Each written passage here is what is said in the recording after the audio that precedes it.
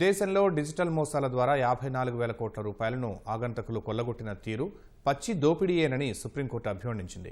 ఇలాంటి కేసులను సమర్థంగా ఎదుర్కోవడానికి రిజర్వ్ బ్యాంక్, బ్యాంకులు, టెలికమ్యూనికేషన్ విభాగాలను సంప్రదించి స్టాండర్డ్ ఆపరేటింగ్ ప్రొసీజర్ను రూపొందించాలని సుప్రీంకోర్టు హోంశాఖను ఆదేశించింది. ఇందుకు 4 వారాలు గడువు ఇచ్చింది. డిజిటల్ మోసాల ద్వారా కొల్లగొట్టిన సొత్తు కొన్ని చిన్న రాష్ట్రాల బడ్జెట్ల కంటే ఎక్కువ ఉందని ప్రధాన న్యాయమూర్తి జస్టిస్ సూర్యకాంత్ నేతృత్వంలోని త్రిసభ్య ధర్మాసనం ఆందోళన వ్యక్తం చేసింది. బ్యాంకు అధికారుల కుమ్మక్కు కావటం లేదా నిర్లక్ష్యం వల్ల ఈ నేరాలు జరుగుతున్నాయని పేర్కొంది. వాటిని కట్టడి చేయడానికి ఆర్బీఐ, బ్యాంకులు సకాలంలో చర్యలు తీసుకోవాలని తెలిపింది.